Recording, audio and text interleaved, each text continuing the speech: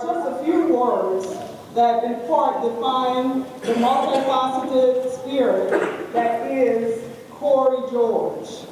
Pursuing his purpose passionately, his ability to transcend difficult circumstances has allowed him to find his niche as a radio personality, an empowerment coach, and a prolific motivational author. With a Bachelor of Science in Software Engineering and a Master's in Management, George, an alumnus of Colorado Technical University, initially launched his professional career in a world apart from the multimedia professional that he has become. Finding his path to greatness and pushing beyond his painful past was not a simple task. From an early age, George suffered from a speech impediment and left him feeling voiceless and devoid of an opinion. He was also a victim of sexual abuse, beginning at the age of 4 and continuing at various times until the age of 12. George suffered the loss of his primary caregiver, his grandmother, at the age of 7, and was moved around more times than he can remember. He finally settled with his aunt, who eventually became addicted to crack cocaine during his early teens. These occurrences forced George to retreat within himself, resulting in self-blame and low self-esteem. Eventually, George found his voice, his ability to articulate tools for personal success that can be applied virtually to any of life's profound situations, regardless of when they occur. In December of 2012, George became Vice President of Operations for Lee Haynes Productions, an original film production company created by Arthur Lee Haynes. In this role, George is responsible for creative direction, management, and the development of multimedia projects, as well as talent for both mainstream and local distribution and television, radio, as well as film. In addition, this new internet radio show, One-on-One with Cory George, debuted in March of this year on the newly created IR Mix online radio network. Proving that where one comes from does not determine the ending point, Cory George, radio personality, empowerment coach, budding filmmaker, and author, is a mogul in the making, led by divine inspiration. A native of Houston, Texas, and Ville Platte, Louisiana, he now resides in Washington, D.C. Please join me in welcoming Mr. Cory George.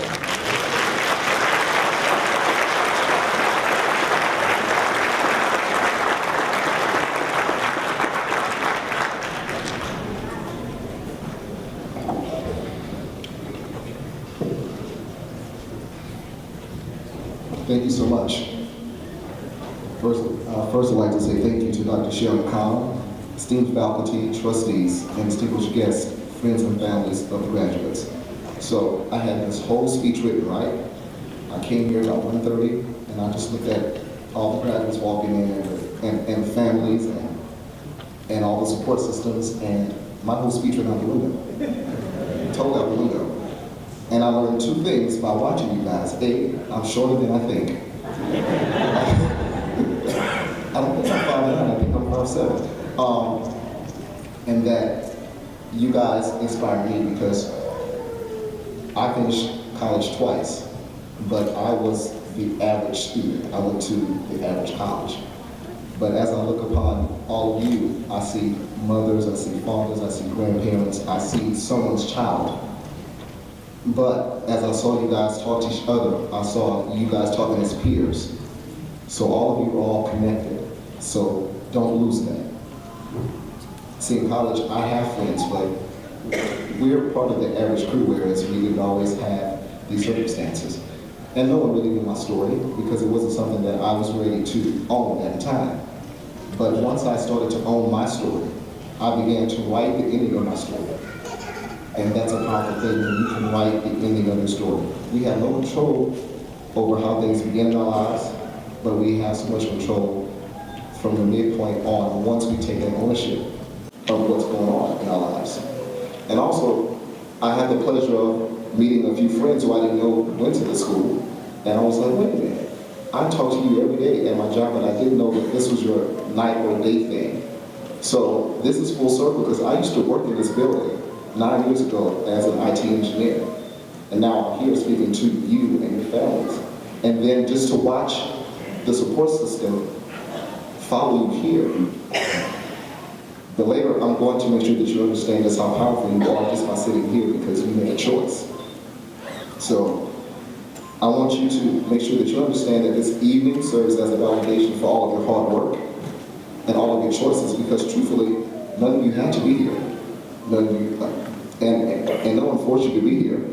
No one said, let me take time out of my busy life, let me lose a part of my social life, let me take some time out of what I used to do to change from what I'm going through to what I will become. So let me make that clear again. But none of you right now look like what you've been through. All of you look like what you're about to become. And this is the first step. So please do not make this the last stop on your journey, because some of you may choose to go further in your education. And even if you don't, make every job matter. Do everything that you want to do with excellence. One of the most valuable things that I learned growing up in a small town is that it has no matter where I started, it has everything to do with where I choose to end up. I have 2 sons now, 6 and 9. I never thought that I'd be a father because, my life wasn't great, so how can I inspire someone else to have a better life? But it was very simple. I found my purpose. And even in the midst of things that still go on, because I have a happy life, but even in life things go on, but purpose makes you stable. And that purpose changes with each person. Each person has their own purpose because you are divinely here for a certain reason.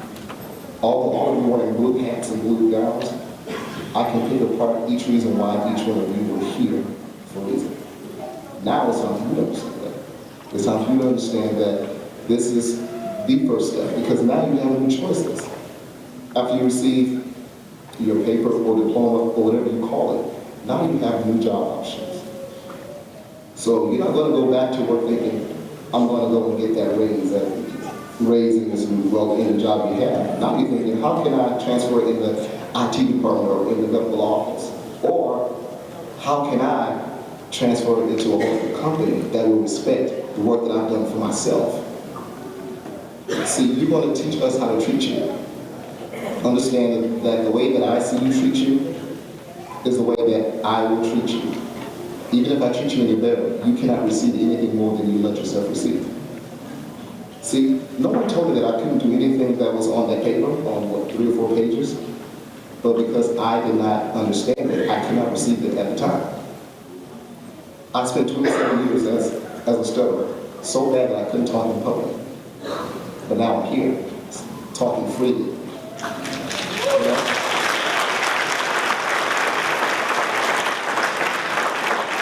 And to go through some of the circumstances that I've gone through, many people ask me, wow, you're not crazy, you're not suicidal, you're not damaged, you're not angry. Oh, no, I was one of those things. But I made the choice. The key word this evening is choices. The key word is choices. So no matter what I say in the next 12, 13, 14 more minutes, understand that this is all about choices. And the choices you made are followed by people who are here to actually support you. So let me just paint a picture as to how powerful your choices are. So the choice you made to start going to school, so let's say you have a child at home, or you're raising a niece or a nephew, and it's common, in these households. I was raised by aunts and uncles and grandparents. But by you putting in the hard work and you sacrificing the time that you could have spent doing anything possible, you chose to put in the work. Even without saying a word, you've shown someone watching you that great things come with great sacrifice. And if you're willing to do the work, you're also willing to enjoy the outcome. You see, my kids don't have to wonder if I'm going to college. Why? Because my 2-year-old was sitting right next to me on his computer while I'm typing my term papers. He's already telling me what he's going to school at 9. I'm not say a word because I just did it by action. My parents didn't go to college, but it's not their fault. I don't blame them for anything. It just made it just a little harder for me to be motivated because I didn't have that support system. So what you created is not just for you. And when you become better for yourself, everything that you're connected to is now better. Because you're a better parent now, you're a better son, you're a better daughter, you're a better friend, you're a better wife, you're a better husband, you're a better worker. You're all out there. So although this is your moment, this is their moment too. It's their moment too because they're smiling for you. You know, as soon as you guys started walking in, I saw the flood of, flash bulbs and, cell phone pictures and Polaroids and all this. Yes, Polaroid too. And I was like, wow, that's what it's about. So when you go home and you have this, have whatever it is on your mantle, every person that walks through your home and sees that knows that that means work. That means work. Yeah, so you may have a little bump in the paycheck, but we all get used to the money we make, right? So you have a raise and then 6 months later, but you want more, right? But it's not about that. It's about the job. It's about the job. And now you have those options now. And if you notice, I didn't even look at my paper because I said, I wrote all this stuff and it doesn't make no beans. Because when I came here I was here at 1:30. I was here an hour and a half just watching. I said, I can't use anything that I wrote. Because I needed to be specific to everything that I saw in you guys. I saw some of you holding your children, running up and down the halls with your babies, in your robes, making sure the robe didn't split down the middle, all this stuff. And they were so proud of you, and you had these big smiles, and then some of you, some of you look like my aunt, some of you look like my sister, some of you look like me. But then you all had this bright look like, wow, this day's finally here. I know that look was like, okay, I'm tired. I've taken that last test. I've emailed the instructor the last time asking for her help or his help. And with the grace, they've given that help because you inspire them to keep doing this next year. Trust me, as an instructor, they have to be inspired by the instructees. So you sitting here is proof that they did their work. So that's why this is all about you, but it's also about everybody that you're also connected to. And I hope you're proud of yourself too.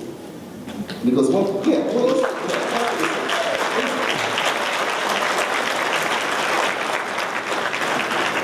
because the one thing I found with some graduates is that they walk into this new world of opportunity, but still do not have the clear understanding that they deserve it.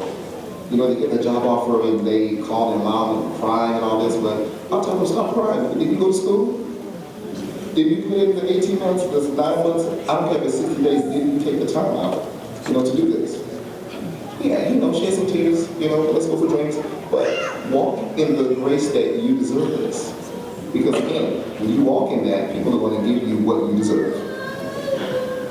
They're not going to give you something that they don't think that you deserve. So when you get that opportunity, I'm not saying if, because notice I speak on confirmation. I don't use if in my vocabulary. I say when. So when you receive that next opportunity, it may be next week, it may be, the next year, it will happen.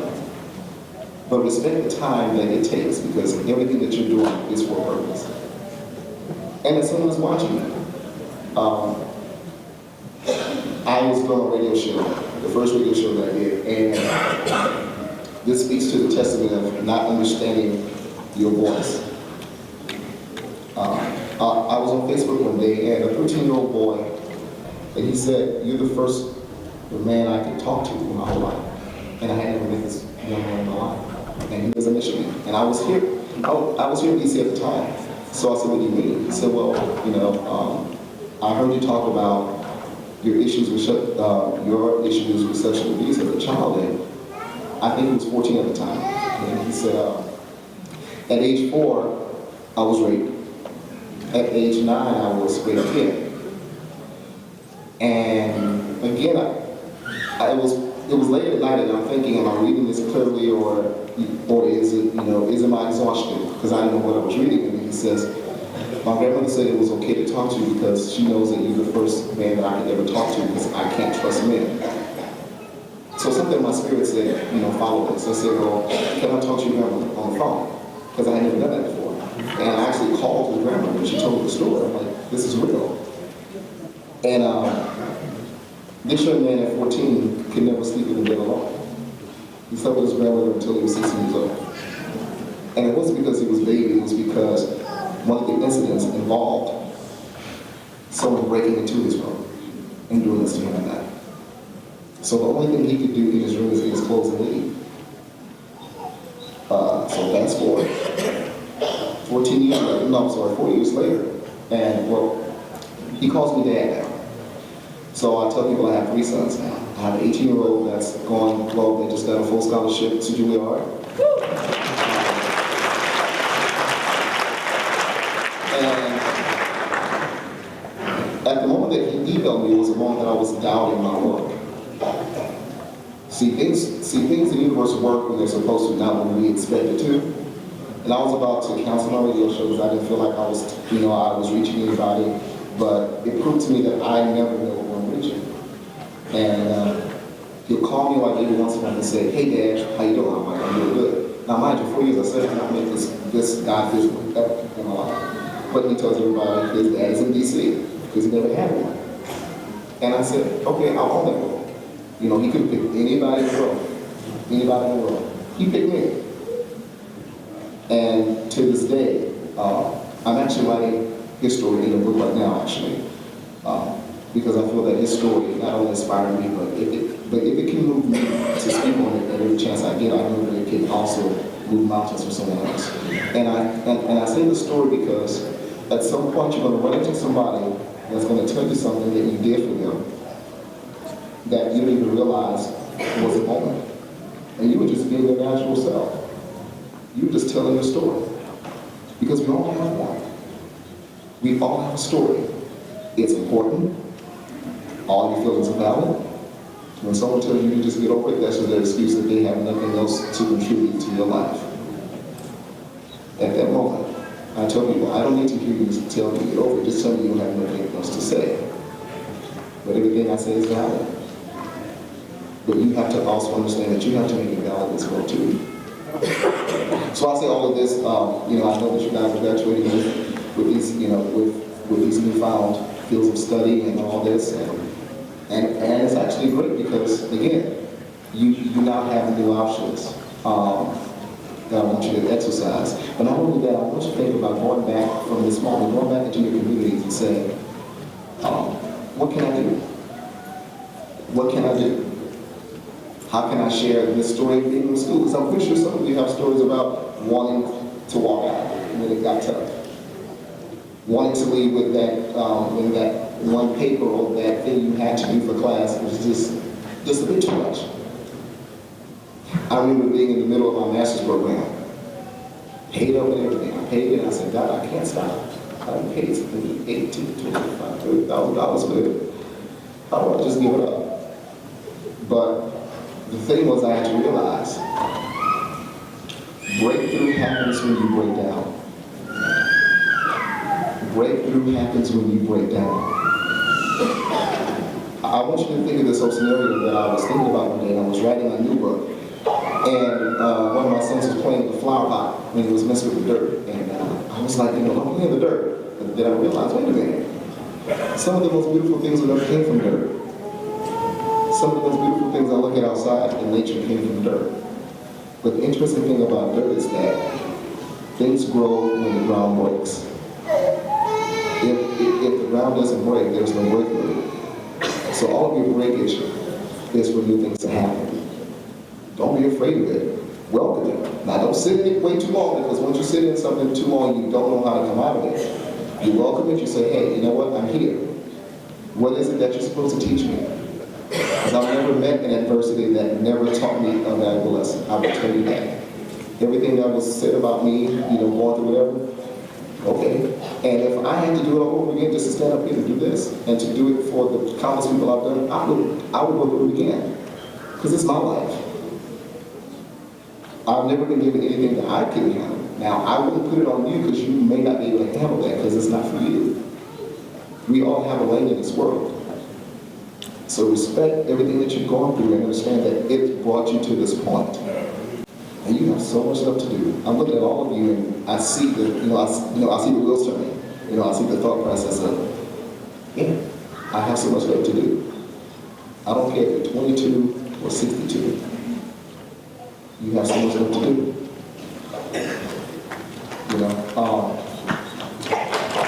Thank you.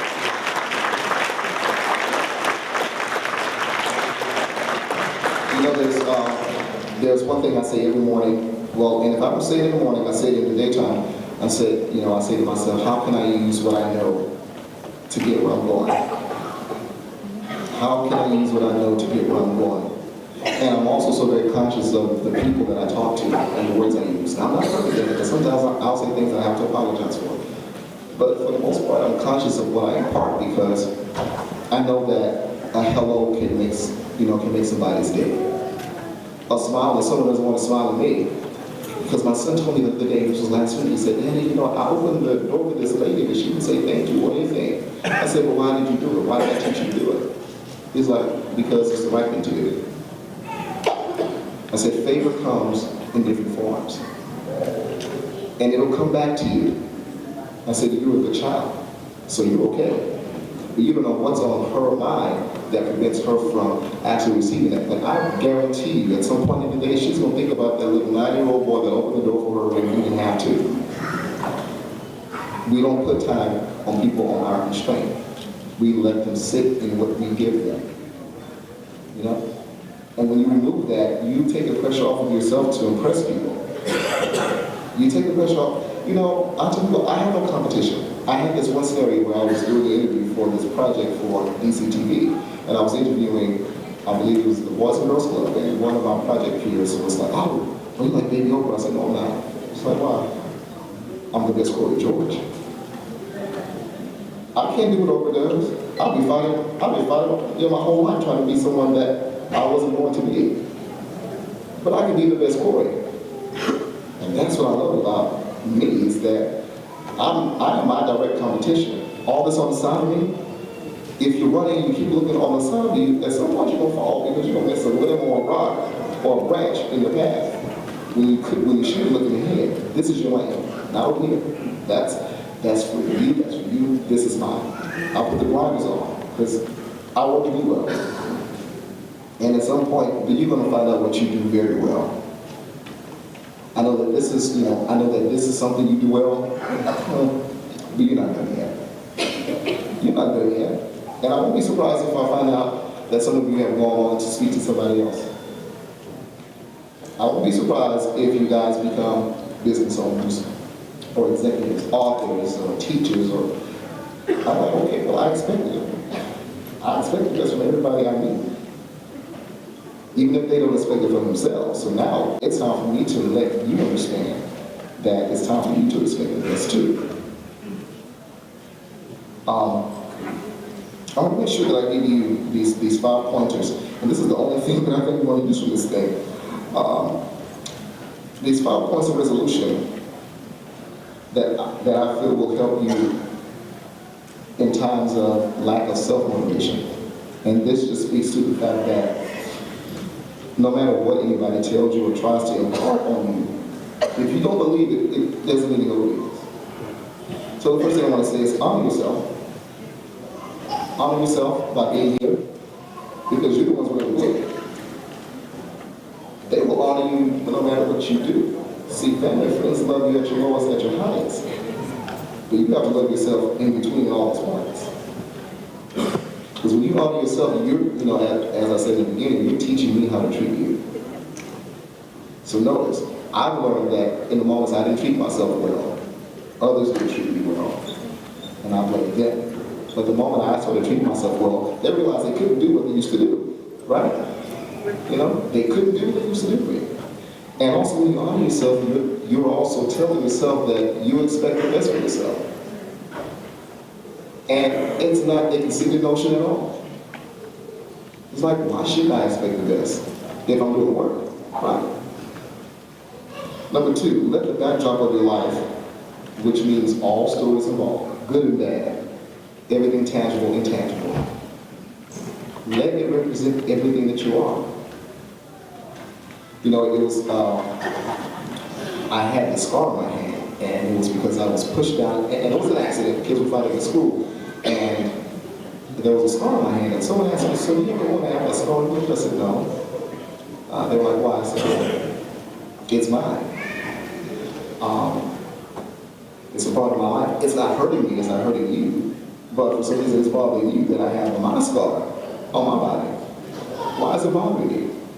And they couldn't explain it. It's like, okay, well then if I don't have a problem with it, and if I'm walking and talking and speaking fine, there's not a problem. But only everything that is your life. Because when you own it, guess what happens? You leave little to no room for no one to call you out. At all.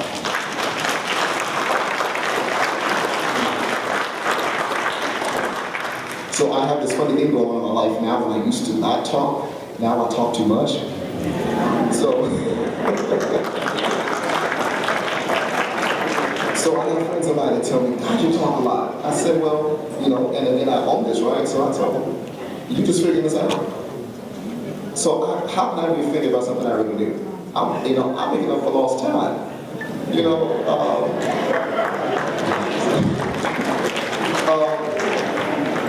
it's amazing that when you own everything that you are, you become the driver of your car. And with most cars, they have other seats, so now you can take other people along. You may have to have a car seat, you know, for the babies and all this, but you're driving that car. And whenever you end up, it's because you chose to do it. With little to no regret, because if you follow your heart, it's going to lead you to places where you question at first, but at some point, but you're going to trust the fact that you're supposed to be there. I've had to make choices where I had to sacrifice money because of what was asked of me was not of my spirit. I was asked to do things like, but it wasn't anything bad, but it wasn't anything that I felt good at for my spirit. I said, I have to live with those decisions. I have to live with those choices. After I spend this little money and, you know, on some shoes and some mortgage, that choice is still there. I have to tell people why I chose what I chose. But when I said no, and I probably said no, I went to bed with a clean conscience. Now, I couldn't use that money, of course, but I got the money somewhere else. I got what I needed, and I realized I always had what I needed. Have you noticed that when you come out of some type of controversy, you've always had what you needed? I'm 39 years old, so I just realized by watching The Wizard of Oz, and this movie is so old, that there was a point in the movie where I think it was Linda the Good Witch that tells Dorothy, you've always had what you needed. You know, I just realized what she was talking about.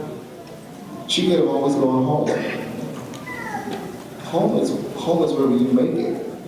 And I'm not even talking about home, but a lot of times we don't know how to call upon our resources, our family, our friends, those things that are all around us that want to be here for us.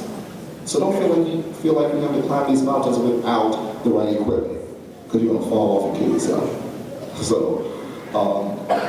So take heed to all of these people, because see, this is one session. There's twice as many people here for you guys. So somebody's here, at least two to each person, because I'm counting all these rows of the seats. At least two to each person is here for you. You know, and even those that are here by yourselves, someone's here for you. I am.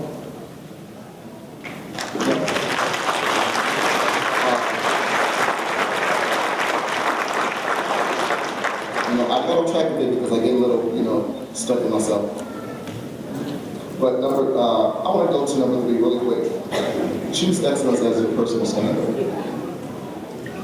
Everything that you do, you have to vouch for. Even if it takes a little bit more time, sure, the shortcuts are great, but what happens when you take the time to do it the best that you can? Because you usually have only one time to make your best impression. So make it count. I don't know what kind of job you're going to go to after this, but every project you do, put your stamp of excellence on it, because that's what they want to talk about. That's the boiler room talk. That's the water cooler talk. But you want them to put your name in a good light. Even if no one can say anything bad about you, they can always say something good about you. And I'm going to go to number 4 right quick. Well, actually, I talked about number 4, so I'm going to skip that for you right quick. And number 5, which is my most important one, is to pay it forward and build your legacy. Everything that's been done to get you here, you now have the opportunity to lead someone else. You know, as I said, you know, tell your story. Talk about those moments that you were down and out. Because there's going to be other students in your shoes. There's going to be children in your life. There's going to be adults in your life that are struggling. Not just school, but pay it forward.